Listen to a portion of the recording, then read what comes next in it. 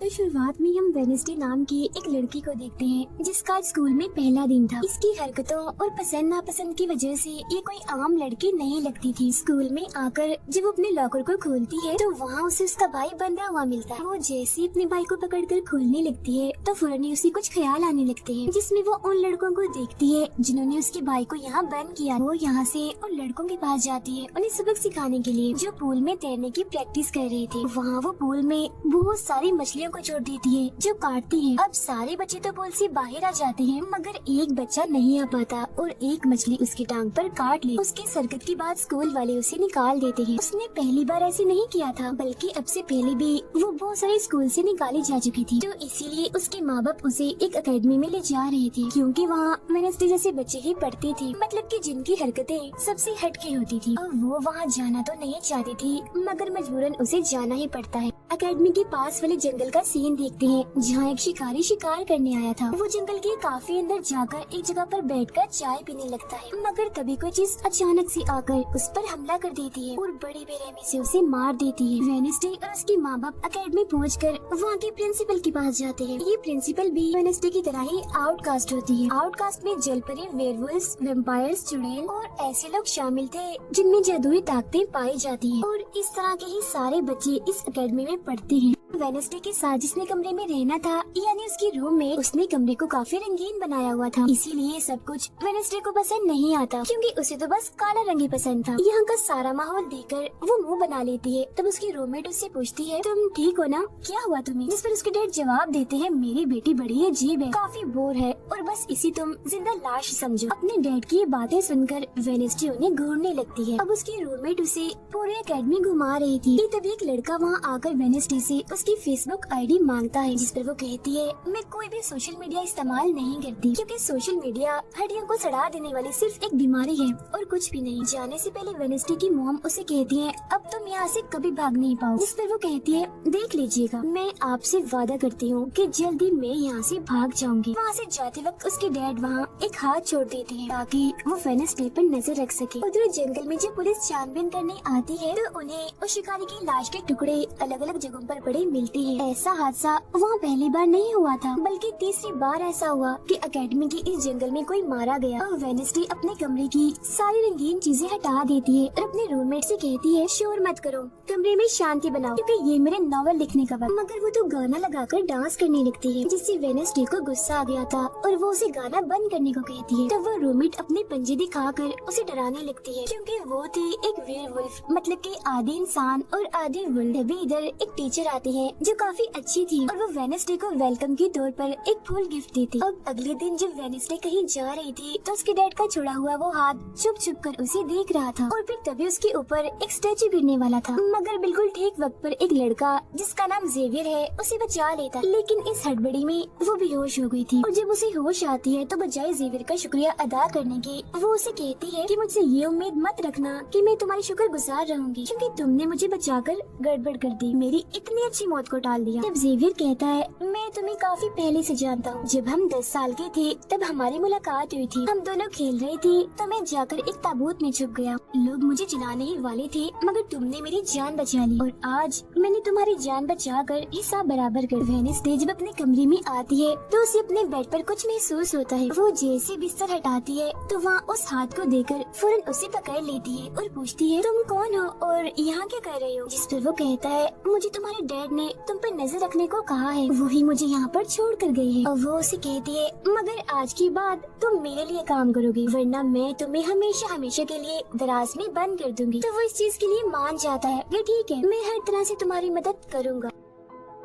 अगले दिन principal Wednesday को एक दिमाग के डॉक्टर के पास ले जाती है, क्योंकि उन्हें भी ऐसा महसूस हुआ था कि वेडनेसडे का दिमागी तवाज़ुन कुछ ठीक नहीं है। मगर वो वहाँ कोई बहाना बनाकर हाथ की मदद से खिड़की खोलती है और वहाँ से भाग जाती। भागते हुए वो एक आदमी से टकरा जाती है, जिससे फौरन उसे ख्याल आता है, जिसमें वो देखती है कि इस आदमी का अभी एक्सीडेंट होने वाला है, जिसमें वो मर गया है बड़ी बेरहमी से। मगर वो इस बारे में उस आदमी को कुछ नहीं बताती, क्योंकि उसे खून खराबा बहुत पसंद। वो एक होटल में जाती है है जहाँ उसकी मुलाकात एक वेटर से होती है। वो काफी परेशान दिख रहा था क्योंकि उसकी कॉफी मशीन खराब हो गई। वेडनेसडे उसे कहती है, मैं तुम्हारी कॉफी मशीन ठीक कर सकती, लेकिन इसके बदले तुम्हें मुझे स्टेशन पर छोड़ना होगा, जिसके लिए वो मान भी जाता है और वेडनेसडे उसकी मशीन ठीक कर देती है। इस पर वो कहता है, बस थोड़ा सा इंतजार करो, मेरी शिफ्ट खत्म होने वाली है, फिर हम चलते। और वेडनेसडे जब वहाँ बैठी इंतजार कर रही थी कि तभी कोई शरारती लड़की आकर उसे परेशान करने लगती है, जिससे उसे गुस्सा आ गया था और वो उन लड़कों को अकेले ही काफी मारती है और अच्छा सबक सिखाती है। अब इतनी ही देर में उस वेटर के डैड जो एक पुलिस ऑफिसर थे वहाँ आ जाते हैं। तोड़फोड़ देखकर जब वो अपनी बेटी से इस बारे में पूछते हैं तो वो कहता है, कुछ नहीं, बस वो लड़के कस्टमर्स को परेशान कर रहे थे तो इसने उन्हें अच्छा सबक सिखा दिया। तभी यहाँ अकेडमी की प्रिंसिपल भी आ जाती है, उनसे सॉरी बोलकर वेडनेसडे को यहाँ से ले जाती है। रास्ते में वो उस पर काफी गुस्सा करती है कि आखिर तुमने कैसे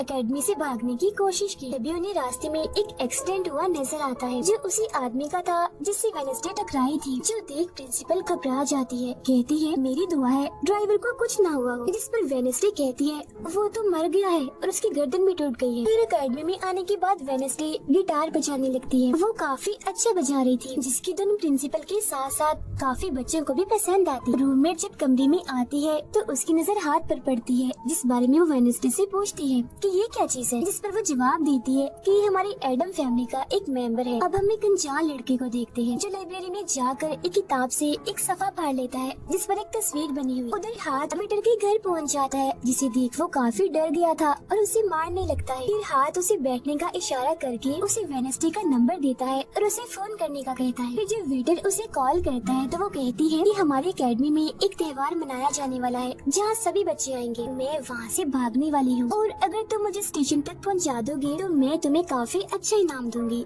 जिस पर वो वेटर मान भी जाता है। जब वो त्योहार में जाती है तो देखती है कि प्रिंसिपल की नजर मुझ पर ही है, इसीलिए वो एक आदमी को पैसे देकर प्रिंसिपल का ध्यान भटकाने का कहती है। और वेटर वहाँ आकर वेडनेसडे के जाने से पहले उसे उसके डैड का एक पुलिस रिकॉर्ड तोहफे में देता है जो उसने अपने डैड की फाइल्स में से चुराया था, क्योंकि उसके डैड एक पुलिस ऑफिसर जो थे। अब उस रिकॉर्ड को लेकर जैसे वो यहाँ से जाने लगती है तो तभी वो उस लड़के से टकरा जाती है जिसने बुक में से तस्वीर को फाड़ा था। टकराते ही वेडनेसडे को उस लड़के की मौत के ख्याल आने लगते हैं कि वो थोड़ी देर में मरने वाला है, जो बहुत ही भयानक थी। वो लड़का अब जंगल की तरफ जाने लगता है तो वेडनेसडे भी उसके पीछे जाती है और कहती है, रुक जाओ, जंगल में मत जाओ, तुम्हारी जान को खतरा है, तुम मर जाओगे। मगर तभी वो उसे अपने जादू से उड़ाकर पेड़ पर लगा देता है और कहता है, खतरा मुझे नहीं तुम्हें है, बल्कि तुम खुद ही खतरा हो और मैं सब लोगों को तुमसे बचा रहा हूँ। उस दिन स्टैचू को मैंने ही तुम्हारे ऊपर गिराया था। जिसके बाद वो उसे एक तस्वीर दिखाता है और कहता है, इस तस्वीर में तुम ही हो जिसे मेरी मॉम ने 25 साल पहले बनाया था और ये उस वक्त की बात है जब वो इस अकेडमी में पढ़ती थी। मरने से पहले उन्होंने कहा था कि इस लड़की यानी तुम्हें मुझे रोकना होगा, नहीं तो तुम इस अकेडमी के साथ साथ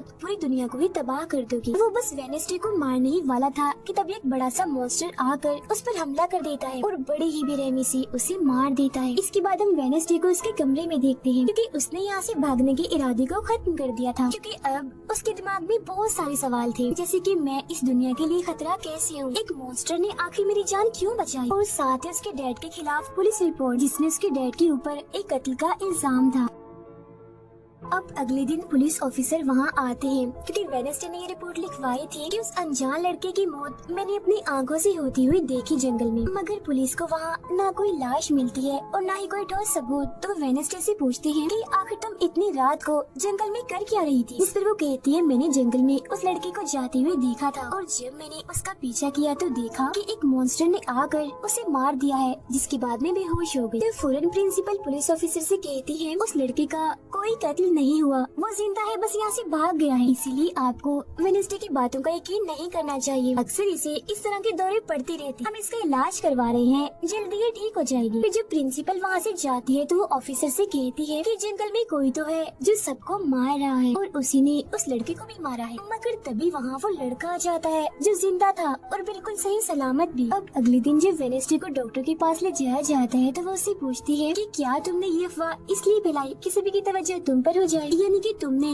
उस लड़के की मौत होते हुए देखा। इस पर वो कहती है, मैं जानती हूँ मैंने क्या देखा है, ओके, मुझे तुम्हें बताने की कोई जरूरत नहीं। अगले दिन उसे पता चलता है कि उसी लड़के को बगैर किसी वजह से एकेडमी से निकाला जा रहा है, इसीलिए वो अपने साथी और साथ को उस लड़के के पीछे लगा देती है। अब प्रिंसिपल के कहने पर वेडनेसडे एक एक्टिविटी में हिस्सा लेती है, जिस मकसद के लिए वह क्लब ज्वाइन करती है, जहाँ उसके साथ सिर्फ एक ही लड़का था जिसके साथ उसकी दोस्ती हो जाती है। फिर जब हाथ उस लड़के के पीछे जाता है तो देखता है कि वो अपना रूप बदल रहा है, जहाँ पहले वो एक बुरा इंसान और फिर एकेडमी के प्रिंसिपल का रूप ले लेता है, जिसके बाद हाथ आकर ये सारी बात वेडनेसडे को बता देता है। अब जब क्लास शुरू होने वाली थी तो जेवियर उससे कहता है कि मेरी साथ वाली सीट खाली है तो तुम यहाँ बैठ जाओ, तो वो उसके साथ आकर बैठ जाती है। जेवियर यहाँ मकड़ी की तस्वीर बना रहा था और फिर अपने जादू से वो उसे जिंदा भी कर देता है, मगर एक ही झटके में वेडनेसडे उसे मार देती है और उसकी राख उड़ा देती है। अब एक लड़की जो काफी बदतमीज थी और विलन में थी, उसके और वेडनेसडे के बीच काफी बहस हो जाती है, क्योंकि दोनों ही एक दूसरे से काफी चिढ़ती थी, एक दूसरे को जरा भी पसंद नहीं करती थी। और इसके बाद वेडनेसडे अपनी जगह अपनी रूममेट को उस क्लब में भेज देती है, जहाँ वो एक्टिविटी की प्रैक्टिस कर रही थी, और खुद वो अकेले ही चली जाती है एकेडमी की उस जंगल में मॉन्स्टर को ढूंढने के लिए। वेडनेसडे को वहाँ उस अनजान लड़के का टूटा हुआ चश्मा भी मिलता है, वही अनजान लड़का जिसे मॉन्स्टर को मारता हुआ इसने देखा था। और अब जैसे ही वो इस चश्मे को छूती है तो लाइब्रेरी में उसे वहाँ एक किताब भी दिखती है, तो वो उस किताब को खोजने लाइब्रेरी में चली जाती है, मगर उसे वहाँ उस तरह की कोई भी किताब नहीं मिलती, जिसके बाद वो चुपके से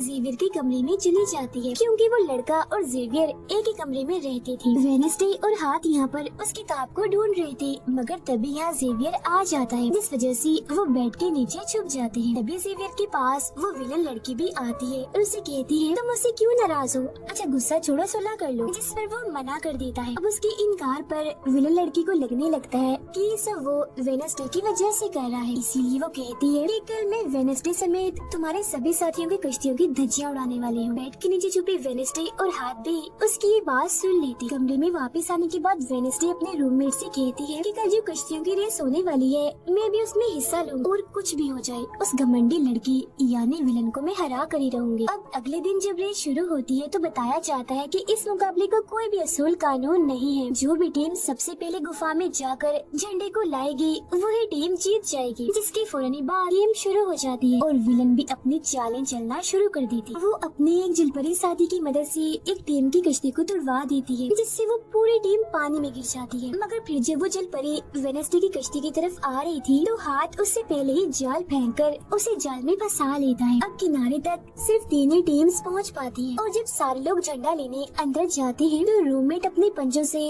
जोकर टीम की कश्ती में छेद कर देती है। फिर सभी के साथ वेडनेसडे जब झंडा लेकर आ रही थी तो उसे एक ख्याल आता है, जिसमें वो अपनी ही जैसी एक लड़की को देखती है जिसके हाथ में किताब थी। होश में आने पर झंडा लेकर वो वापस से कश्ती में चली जाती है। जोकर की कश्ती तो छेद होने की वजह से वहीं पर ही डूब जाती है, जबकि जलपरी दोबारा से वेडनेसडे की कश्ती पर हमला करने लगती है, मगर हाथ पानी में जाकर जलपरी को जोर से मुक्का मार। अब वेडनेसडे अपनी कश्ती से बहुत सारे तीर निकाल कर विलन की कश्ती में छेद कर देती है, जिससे उसकी कश्ती डूब जाती है और वेडनेसडे की टीम इस रेस को जीत जाती है। अब ये 4 साल में पहली बार हुआ था जब उस विलन को किसी ने हराया था, इसलिए आज वो गुस्से में आग बबूला हुई।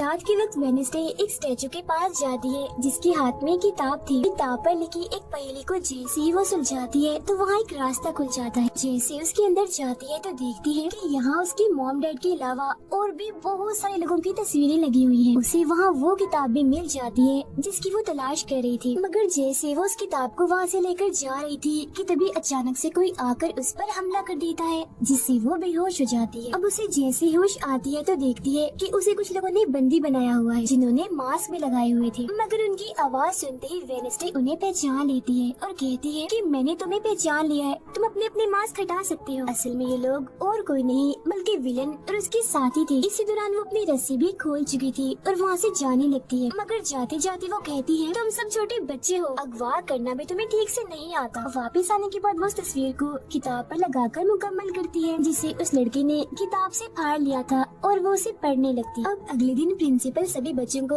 एक प्रोजेक्ट देती है जिसमें उन्हें शहर की सारी दुकानों पर जाकर काम करना था। शहर पहुंचने के बाद वेडनेसडे जेवियर को वो किताब दिखाकर पूछती है कि क्या तुम इस किताब को पहचानते हो, जिस पर वो कहता है हाँ। इस किताब को लेकर मेरे और उस लड़के के बीच में लड़ाई भी हुई थी जिसके बारे में तुमने कहा था कि मॉन्स्टर ने उस पर हमला कर दिया था। ये किताब एक जादूगर की है और 30 सालों से भी ज्यादा पुरानी है, तो तुम इसके साथ क्या कर रही हो? ये सुन वो उससे पूछती है तुम उस जादूगर के बारे में और क्या जानते हो? वो कहता है कुछ खास नहीं, अगर तुम उस जादूगर के बारे में जानना चाहती हो तो तुम्हें उसके घर जाना होगा जो काफी पुराना एक खास घर है। अकेडमी के सारे बच्चे भी अलग अलग दुकानों में जाकर काम करने लगते हैं। वेडनेसडे एक वेट्रेस बनी थी मगर उसका नखरा गुस्सा देखकर कोई भी उसे खाने की चीज नहीं लेता। वेडनेसडे का दोस्त पेस्ट्री खा रहा था कि तभी शरारती बच्चे आकर उसे परेशान करने लगते हैं और बस फिर होना क्या था, वेडनेसडे वहाँ आती है और उन्हें खूब मारती है। इसके बाद वो अपने उस दोस्त को लेकर जादूगर के घर जाती है ताकि वो सारी सच्चाई जान सके कि आखिर बात क्या है और उस किताब के बारे में भी। उसी वहाँ जादूगर की बहुत सारी चीजें और एक पेंटिंग भी दिखाई देती है। पेंटिंग में वो उसी लड़की को किताब पकड़े हुए देखते हैं जो उसी गुफा के पास भी दिखी थी। उसके ख्याल में जब उनकी रेस में वेडनेसडे झंडा लेने गई, फिर उसी वहाँ इस पेंटिंग वाली लड़की की किताब भी मिल जाती है मगर वो खाली थी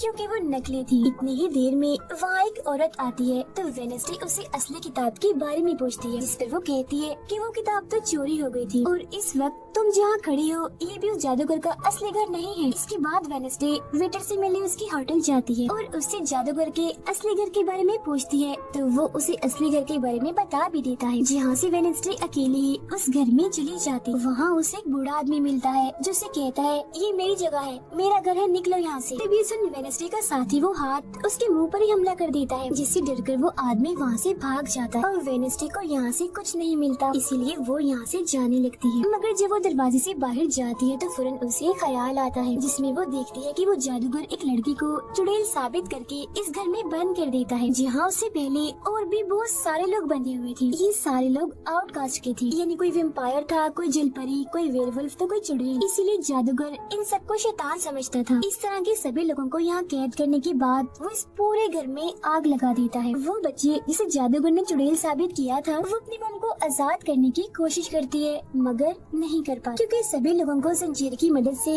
जमीन के साथ बांधा हुआ था। सिर्फ वो बच्ची ही आजाद थी, इसीलिए अपनी माँ के कहने पर उसे बेसमेंट के जरिए वहाँ से भागना पड़ता है। जिसके बाद वो जादूगर जो बेहद ही जालिम था सभी आउटकास्ट के लोगों को जला देता है। तभी वो लड़की वेडनेसडे के पास आती है और कहती है वो बहुत ही जालिम है, हम सबको मार देगा। तब इतनी ही देर में वो जादूगर भी वहाँ आ जाता है जिससे वेडनेसडे डर जाती है और वापिस से होश में मतलब कि मौजूदा वक्त में आ जाती है। होश में आते वो हाथ से कहती है मैंने उस लड़की को देख लिया, उसने मुझसे बात भी की, मुझे लगता है वो मेरे खानदान की कोई मेंबर है। तभी यहाँ जंगल वाला मॉन्स्टर आकर इस घर पर हमला कर देता है मगर जब उसकी नजर वेडनेसडे पर जाती है तो वो यहाँ से भाग जाता है।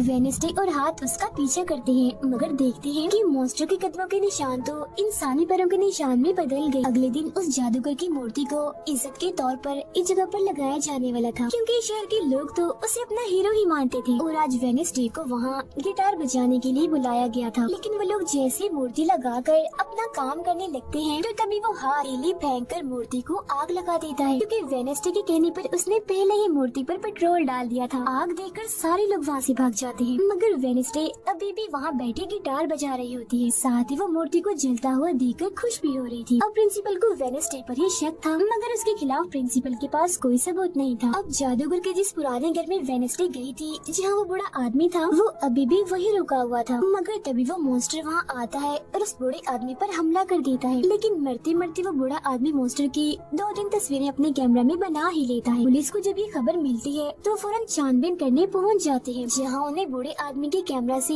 मॉन्स्टर की तस्वीर भी मिल जाती है। अगले दिन हाथ मुर्दा घर जाकर वहाँ लगे कैमरा पर कोई चीज लगा देता है ताकि जो वो करे उसे कोई ना देख सके। फिर वो दरवाजा खोलता है तो वेडनेसडे अंदर आती है। वो यहाँ दरअसल उस बूढ़े आदमी के जख्मों को देखने आई थी जिसे उस मॉन्स्टर ने मारा था। वो बूढ़े आदमी की लाश को देखकर सारा डेटा अपने पास रिकॉर्ड कर लेती है जबकि हाथ उसकी एक फाइल बनाने में लग जाता है। अभी वहाँ डॉक्टर और पुलिस ऑफिसर भी आ जाते हैं। तब छुपने के लिए वेडनेसडे एक बॉक्स मिस हो जाती है फिर जब डॉक्टर उस बॉक्स को खुला हुआ देखते हैं तो फौरन उसे चेक करते हैं, मगर जब वेडनेसडे को उसमें पड़ा हुआ देखते हैं तो उन्हें लगता है कि ये भी एक लाश है, इसीलिए वो उस बॉक्स को बंद करके वहाँ से चले जाते हैं। मगर फिर जब हाथ उसे वहाँ से लेने आता है तो वो कहती है, अच्छा तंग मत करो प्लीज, थोड़ी देर और सुने तो बड़ा मजा आ रहा है। फिर इसके बाद वो अपनी छानबीन से ये पता लगवा लेती है कि वो मॉन्स्टर असल में जिस्म के हिस्सों को इकट्ठा कर रहा है। फिर अगले दिन जब वो अकेडमी जाती है तो उसे जेवियर की गर्दन पर किसी के पंजों के निशान दिखते हैं। अब हम जेवियर को एक केबिन से बाहर आता हुआ देखते हैं और क्योंकि वेडनेसडे को उसके जख्मों पर पहले से ही शक था तो वो भी उसका पीछा करते करते वहाँ आ गई थी। उसे वहाँ पर बहुत सारी मॉन्स्टर की ड्राइंग्स और तस्वीरें दिखती हैं। एक तो तस्वीर को लेकर जैसे वो वहाँ से जाने लगती है तो तभी जेवियर उसे देख लेता है और जाने से रोक देता है, मगर वेडनेसडे उसका ध्यान भटकाने के लिए उसे बस एक ही बात कह देती है कि क्या तुम आज रात होने वाली डांस पार्टी में मेरे साथ चलोगे। जिसके बाद वो जेवियर की बनाई मॉन्स्टर की ड्राइंग्स ले जाकर पुलिस ऑफिसर को दे देती है, जिस पर वो कहते हैं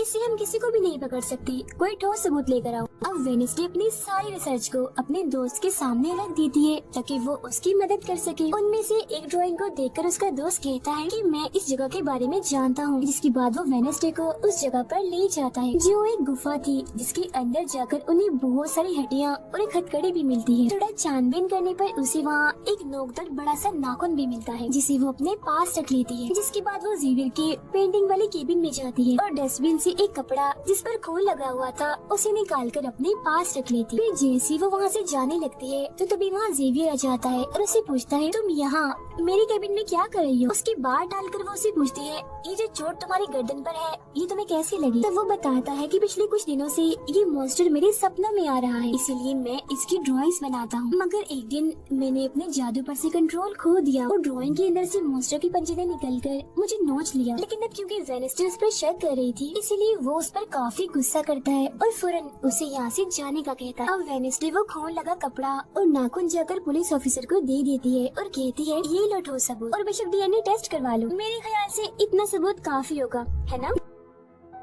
तो अपने दोस्त के पास जाती है और कहती है कि डांस पार्टी में जाने के लिए हमारे साथ कोई नहीं है, तो हम ऐसा करते हैं डांस पार्टी में नहीं जाते बल्कि गुफा में जाकर मॉन्स्टर को ढूंढते हैं। जिसके बाद रात को वेडनेसडे अपने दोस्त के साथ जंगल में जाने की तैयारी कर रही थी, मगर तभी उसके दरवाजे पर वेटर तैयार होकर आता है क्योंकि हाथ में उसे वेडनेसडे की तरफ से डांस पार्टी में चलने की दावत भेजी थी। अब क्योंकि वेटर काफी खुश था तो वेडनेसडे उसका दिल तोड़ना नहीं चाहती थी, इसीलिए वो अपने गुफा में जाने वाले प्लान को खत्म करके वेटर के साथ पार्टी में जाने का फैसला करती है। जब वेडनेसडे वहाँ से जाने लगती है तो उसका दोस्त वहाँ आता है तो वो उसे कहती है, आई एम सॉरी मैं पार्टी में जा रही हूँ, हम ऐसा करते हैं कल गुफा में जाएंगे।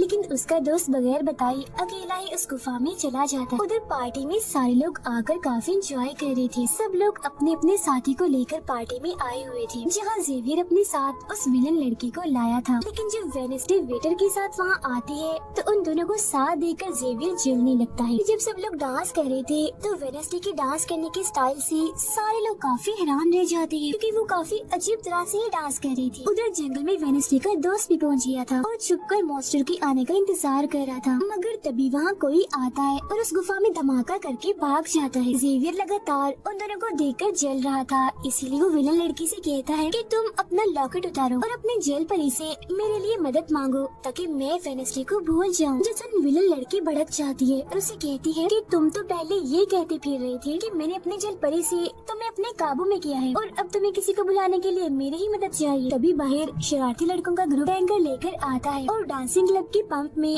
वो बड़ा सा पाइप लगा देते हैं और फिर तभी अचानक उस पार्टी में खून की बारिश होने लगती है क्योंकि जो टैंकर वो शरारती लड़के लाए थे जिसका पाइप उन्होंने लगाया था उसमें दरअसल खून था। ये देख सारे लोग घबरा जाते हैं और पार्टी से भागने लगते हैं, मगर वेडनेसडे वहीं खड़ी रहती है क्योंकि उसे तो अब और मजा आ रहा था क्योंकि वो बारिश खून की नहीं बल्कि कलर की थी जिसमें वो काफी एंजॉय कर रही थी। तभी वेडनेसडे को ख्याल आता है जिसमें वो देखती है कि उसका दोस्त अकेला ही जंगल में चला गया है जहाँ वो मुसीबत में है, उसकी जान खतरे में है, इसीलिए वो जंगल की तरफ उसे बचाने के लिए भाग जाती है। उसके दोस्त के पीछे दरअसल वो मॉन्स्टर पड़ गया था जिससे बचकर वो भाग रहा था। वो मॉन्स्टर एक बार उस पर हमला करता ही है कि तभी वेडनेसडे उसे ढूंढते हुए वहाँ आ जाती है। तब मॉन्स्टर उसे देखकर वहाँ से भाग जाता है। वो अपने दोस्त को बेहोश पड़ा हुआ देखकर काफी घबरा जाती है। इतनी ही देर में उसकी टीचर भी उसका पीछा करते करते वहाँ आ गई थी, जिसके बाद उसके दोस्त को हॉस्पिटल ले जाया जाता है और वेडनेसडे खुद वापस अपने अकेडमी में आ जाती है जहाँ वो अपने डैड पर लगी एग्जाम को सुलझाने की कोशिश कर रही थी कि आखिर सच क्या। अकेडमी में सारे माँ बाप अपने बच्चों से मिलने आते हैं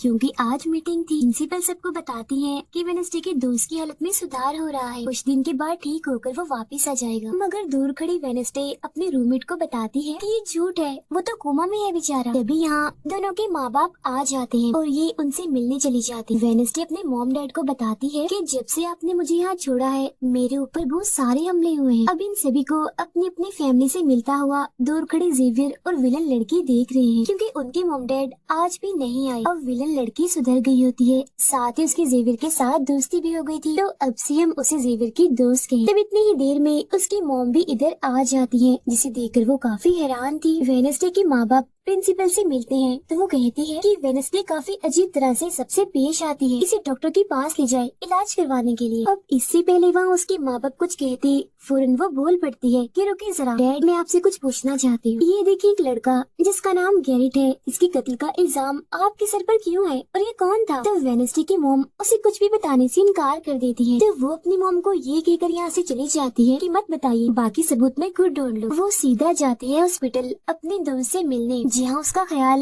वेडनेसडे का साथी हाथ रख रहा था। अब पता चलता है कि डॉक्टर ने अपनी जान ले ली है और ये डॉक्टर वही था जिसकी मुर्दा खाने से वेडनेसडे बूढ़े आदमी की लाश को देखने आई। मरने से पहले डॉक्टर ने एक खत भी छोड़ा था जिसमें लिखा हुआ था कि मैं गैरेट के केस पर शर्मिंदा हूँ क्योंकि मैंने उसकी झूठी रिपोर्ट बनाई थी। अब जब सारे लोग खाना खा रहे थे तो तभी वहाँ पुलिस ऑफिसर आकर वेडनेसडे के डैड को पकड़ लेता है और कहता है कि गैरेट की मौत के इल्जाम में तुम्हें गिरफ्तार किया जा रहा है। जेल में वेडनेसडे अपने डैड से मिलने जाती है, पूछती है कि बताएं गैरेट से आपका क्या वास्ता है। वो बताते हैं कि गैरेट तुम्हारी मॉम से बहुत प्यार करता था, फिर एक दिन जब तुम्हारी मॉम और मैं साथ थे तो गैरेट ने आकर मुझ पर हमला कर दिया। मैंने अपना काफी बचाव किया जिस दौरान गलती से उसकी मौत हो गई। ये सुन वेडनेसडे को उनकी बात थोड़ी झूठी लगती है। फिर वो पुलिस ऑफिसर के पास जाती है, कहती है मेरे डैड ने गैरेट को नहीं मारा और ये उनके खिलाफ साजिश की जा रही है। जिस पर वो कहता है दुनिया तुम्हारे हिसाब से नहीं चलती, हमारे पास सबूत आ गए हैं तुम्हारे डैड के खिलाफ। वो कहती है मैं नहीं मानती और मेरा ख्याल है कि जिसने मेरे दोस्त को मारने की कोशिश की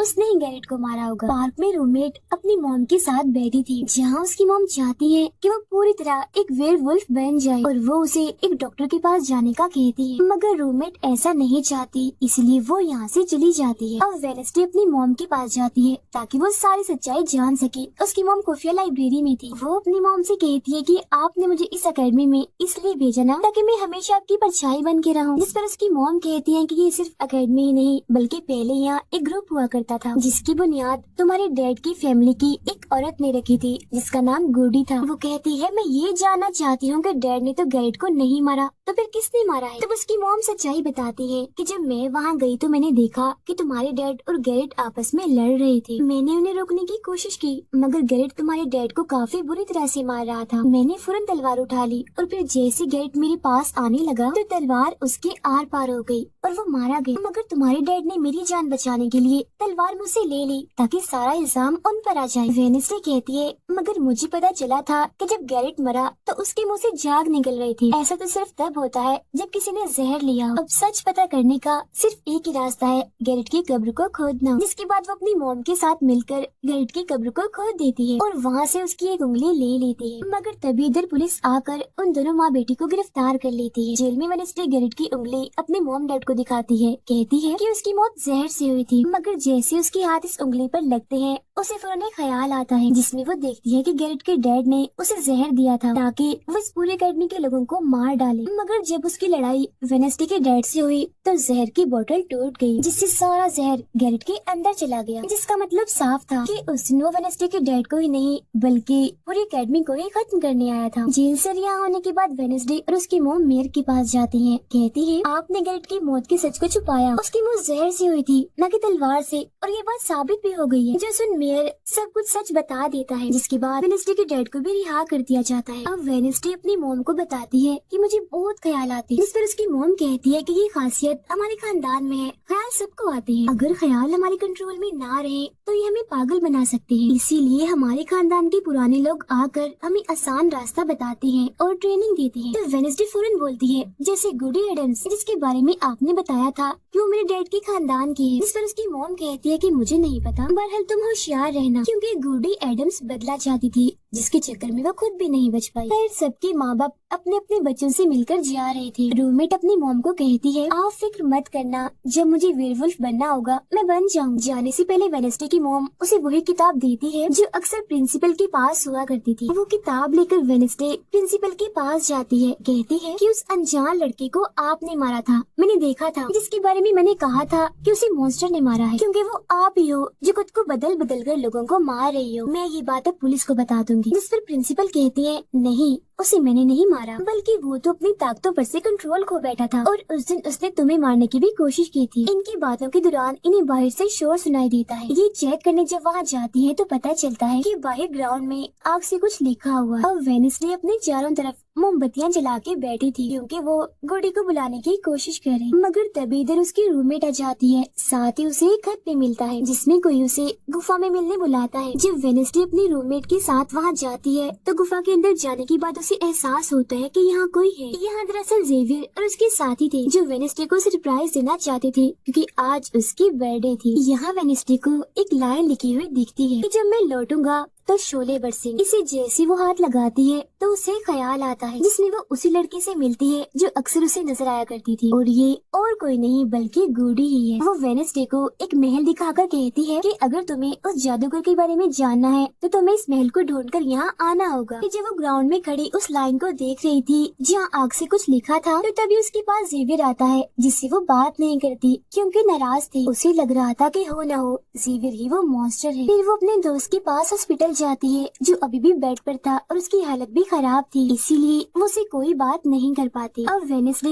अपने दोस्त वेटर से मिलने जाती है और उसे उस महल जो गुडी ने दिखाया था उसकी तस्वीर दिखाकर पूछती है कि क्या तुम इस जगह के बारे में जानते हो, जिस पर वो मना कर देता। अब यहाँ तो उसका काम नहीं हुआ, इसीलिए उस तस्वीर को लेकर जेवियर के पास जाती है और उससे भी वही सवाल करती है कि क्या तुम इस जगह के बारे में जानते हो, मगर तभी उसकी नजर इसी महल की पेंटिंग पर जाती है जो जेवियर ने पहले से ही बनाई हुई थी, जिस पर वो बताता है कि ये जगह रात को मेरे सपने में आई थी तो मैंने इसे बना दिया। अच्छी बात ये थी कि जेवियर इस जगह के बारे में जानता भी था। तब उसे महल का पता लेकर वेडनेसडे वहाँ पहुँच जाती है जहाँ मेयर पहले से ही मौजूद था, और क्योंकि वो जान गया था कि असली कातिल कौन है तो वेडनेसडे उसकी गाड़ी में ही छुप जाती है। मगर जैसे मेयर की गाड़ी शहर में पहुँचती है तो कोई उनकी गाड़ी को ठोक देता है जिससे मेयर का एक्सीडेंट हो गया था।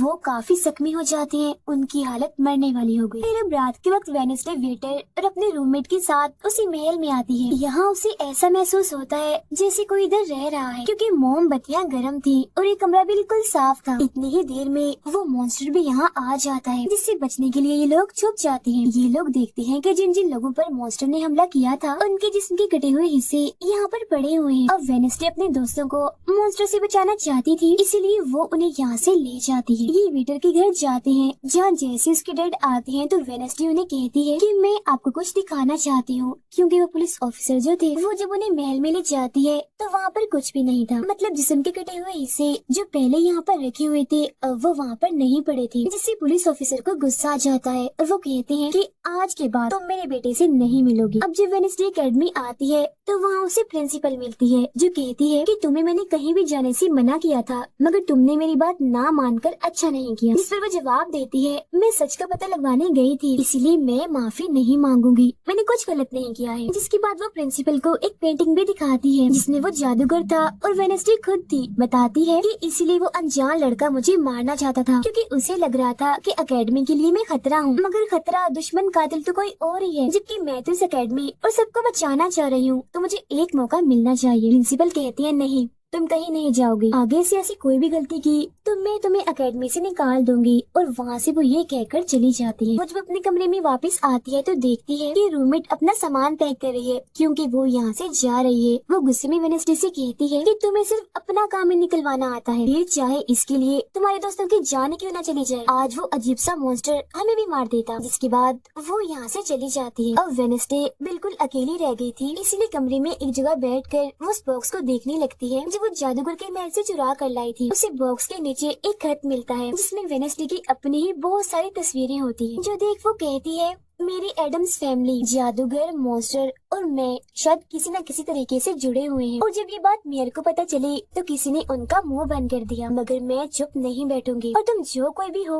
मैं तुम्हें ढूंढ लूंगी, देखना। अब मेयर की मौत हो गई थी और जब उन्हें दफनाया जा रहा था तो वेनेसडे वहाँ आती है और सोचने लगती है कि कातिल यहाँ आए लोगों में से ही कोई है, मगर तभी उसे जंगल में कोई दिखता है। वो पीछे करती है तो पता चलता है कि और कोई नहीं बल्कि उसका अंकल है। अंकल बताते हैं कि मेरे ऊपर चोरी का इल्जाम है तो कुछ वक्त के लिए मुझे छुप के रहना होगा। तो वेनेसडे उन्हें एक केबिन में छुपा देती है और मॉन्स्टर की तस्वीर दिखाकर पूछती है कि आप इसके बारे में कुछ जानते हैं। इस पर वो कहते हैं मैं ज्यादा कुछ तो नहीं जानता, अगर तुम्हें इसके बारे में जानना है तो तुम्हें खुफिया लाइब्रेरी में जाना होगा। वहाँ एक तिजोरी में डायरी है जिसमें इस मॉन्स्टर के बारे में सब लिखा है। आधी रात को वेनेसडे उस लाइब्रेरी में जाती है जहाँ जेवियर पहले से ही मौजूद था। तब ये उसे कहती है जहाँ जहाँ मॉन्स्टर से हमला हुआ है वहाँ तुम पाए गए हो, तो हो ना हो मॉन्स्टर तुम ही हो। मगर वो उसकी बात को अनसुनी करके यहाँ से चला जाता है। तभी इधर उसके अंकल आते हैं। ये मिलकर डायरी को ढूंढ लेते हैं जिसमें इस मॉन्स्टर के बारे में सब कुछ लिखा था कि ये मॉन्स्टर किसी के कंट्रोल में भी आ सकता है और फिर बस ये अपने मालिक के कहने पर ही काम करता है। रात के वक्त वो अपने साथी हाथ को कहती है कि मैं वेटर से मिलने जा रही हूँ,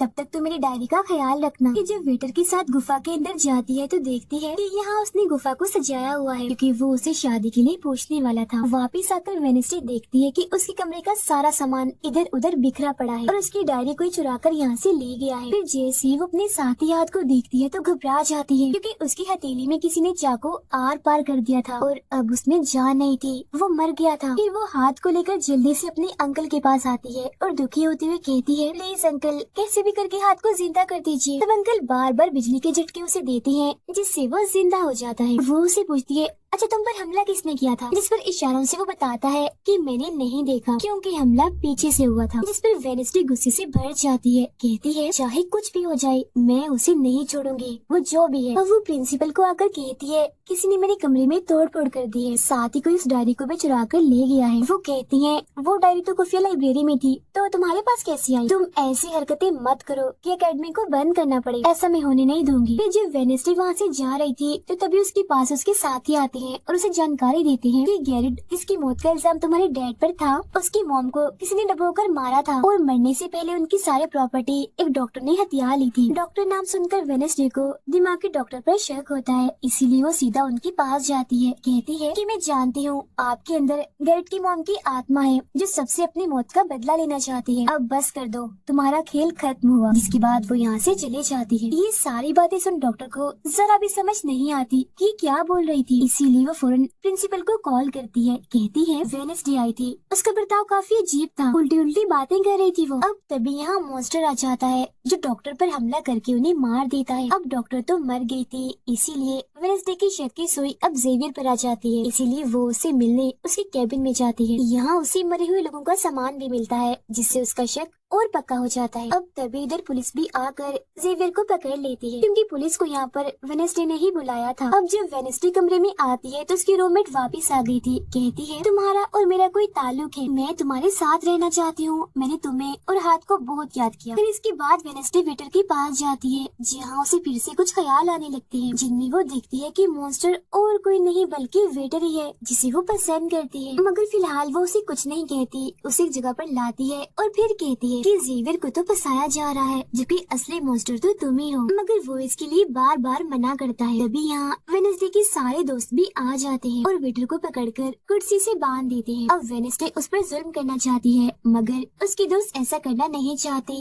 इसीलिए वो यहाँ से चले जाते हैं। फिर जैसे ही वो वेटर को मारने के लिए आगे बढ़ती है कि तभी वेटर के डैड पुलिस ऑफिसर यहाँ आ जाते हैं और वेनेसडे को गिरफ्तार कर लेते हैं। हालांकि वो उन्हें कहती भी है कि असली कातिल आपका बेटा है, वही मॉन्स्टर है ये, मगर वो उसकी एक नहीं सुनते। फिर जब वो यहाँ से जा रही थी तो वेटर उसके पास आता है, कहता है कैसा लगा हारना, अभी तो और भी बहुत कुछ होना बाकी है बच्चों। जिसके बाद प्रिंसिपल भी वेनेसडे को कह देती है कि तुमने सारी हदें पार कर दी, इसीलिए तुम्हें एकेडमी से निकाला जा रहा है। लेकिन अभी भी वो बार बार एक ही बात कह रही थी कि वेटर ही असली मॉन्स्टर है, मगर फिर भी वो उसकी एक नहीं सुनती और जाने का कहती है। तब आखिरी बार वेडनेसडे जेवियर से मिलने जाती है, जो जेल में बंद था और उससे नाराज भी था क्योंकि वेडनेसडे ने उसे पुलिस के हवाले किया था। हालांकि वो उसे बताती भी है कि मॉन्स्टर वेटर है और उसने मेरे जरिए तुम्हें फंसाया है। वो उसकी एक नहीं सुनता, कह देता है कि सारी मुसीबत की जड़ तुम हो, अगर तुम ये एकेडमी छोड़ के चली जाओगी तो कुछ भी गलत नहीं होगा। ये बात सुनने के बाद वो एक सेकंड भी नहीं रुकती और यहाँ से चली जाती है। वो अपने कमरे में आकर अपना सारा सामान पैक करती है, जिसके बाद वो सभी से आखिरी मुलाकात करती है। सबसे आखिर में वो अपने दोस्त से मिलने हॉस्पिटल में जाती है, कहती है मैं तो जा रही हूँ, तुम अपना ख्याल रखना और हाँ बाहर मत निकलना, बाहर मॉन्स्टर हो सकता है। और उस दिन गुफा में धमाका करने वाला और कोई नहीं बल्कि प्रिंसिपल ही थी, जिस पर वो कहता है नहीं, धमाका करने वाले के जूते लाल थे, जबकि प्रिंसिपल कभी भी लाल जूते नहीं पहनती। ये बात सुनकर वेडनेसडे को पता चल जाता है कि असली कातिल कौन है। वो अपनी उसी टीचर के पास जाती है जिसे सब पसंद करती थी और कहती है बाकी लोग तो बिला वजह मारे गए हैं, जबकि असली कातिल तो तुम ही हो। तुमने ही वेटर को अपने कंट्रोल में करके उसे मॉन्स्टर बनाया और धीरे धीरे उसे अपना गुलाम बना लिया, अपने इशारों पर नचाकर लोगों को उसके जरिए मरवाया। तभी यहाँ वेटर भी आ जाता है, जिसे वो टीचर कहती है जल्दी करो, वेडनेसडे को मार दो। लेकिन दरअसल ये वेटर नहीं थी बल्कि प्रिंसिपल थी, जो रूप बदल कर यहाँ पर आई थी। और अब टीचर प्रिंसिपल के गले में जहर का इंजेक्शन घुसा देती है, जिससे प्रिंसिपल बेचारी मारी जाती है। फिर वो वेडनेसडे को भी बांध कर जादूगर की गुफा में ले आती है। गुफा में आकर वेडनेसडे को पता चल जाता है कि जिन मरे हुए लोगों के जिस्म के हिस्सों को इकट्ठा किया गया था वो दरअसल जादूगर को दोबारा से जिंदा करने के लिए किए गए थे। तभी यहाँ टीचर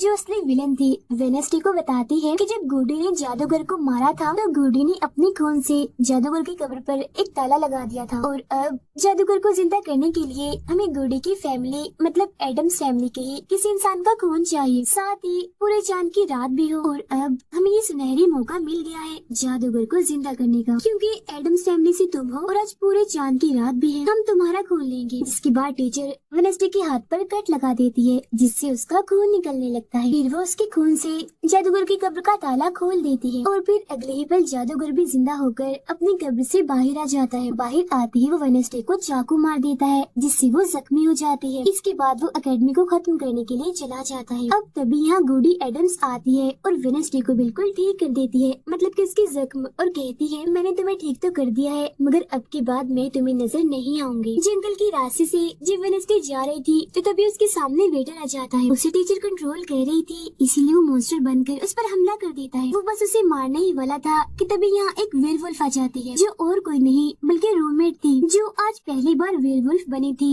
वो भी सिर्फ वेडनेसडे को बचाने के लिए। यहाँ वेयरवुल्फ और मॉन्स्टर के बीच काफी खतरनाक लड़ाई होती है, जिसमें वेयरवुल्फ मॉन्स्टर पर भारी पड़ रही थी और उसे काफी मारती है, अच्छा मजा चखाती है। इसके बाद वेडनेसडे जादूगर से लड़ने उसे रोकने के लिए एकेडमी में आ जाती है, जहाँ वेडनेसडे को बचाने के लिए जेवियर पहुँच जाता है। अब जैसे जादूगर जेवियर को मारने वाला था तो तभी सामने वेडनेसडे आ गई थी और वो बेचारी खुद जख्मी हो जाती है, मगर फिर भी वो जेवियर को कहती है कि तुम यहाँ से जाओ और बाकी एकेडमी वालों को बाहर निकालो, क्योंकि ये हम जैसे आउटकास्ट के लोगों को नहीं छोड़ेगा। जिसके बाद वो फिर से खड़ी हो जाती है, उसके हाथ में तलवार भी थी, जिसकी मदद से वो जादूगर से लड़ती है, मगर जादूगर काफी ताकतवर था, इसीलिए वो उसके सामने नहीं टिक पाती। वो बस उसे मारने ही वाला था कि तभी इधर जेवियर की दोस्त आकर जादूगर का ध्यान भटका देती है, जिस दौरान मौका देकर वेडनेसडे उठती है और तलवार के एक टुकड़े को जादूगर के दिल के आर पार कर देती है, क्योंकि ऐसा उसे गुडी एडम्स ने करने को कहा था। जी हाँ, जादूगर एक बार फिर से मर जाता है और उन्हें उसका जिस्म जलने लगता है और राख बनकर उड़ जाता है। जादूगर के मरते ही यहाँ वो टीचर आ जाती है, जिसके हाथ में गन थी, जिसे वो वेडनेसडे पर तान देती है क्योंकि वो उसे मारना चाहती है। मगर तभी यहाँ वेडनेसडे का दोस्त भी आ गया था, जिसके पास बहुत सारी मधुमक्खियाँ थी। वो उन सभी मधुमक्खियों को टीचर पर छोड़ देता है, जिससे उसका भी काम तमाम हो जाता है। जब वेडनेसडे अपने मिशन में कामयाब होकर बाहर आती है जहाँ सारे लोग खड़े थे, तो वो वहाँ अपने रूममेट को भी देखती है, जो अब वेयरवुल्फ से अपने असली रूप में आ गई थी। यहाँ वो दोनों पहली बार गले मिलती हैं, मगर हैरत, अब वेडनेसडे को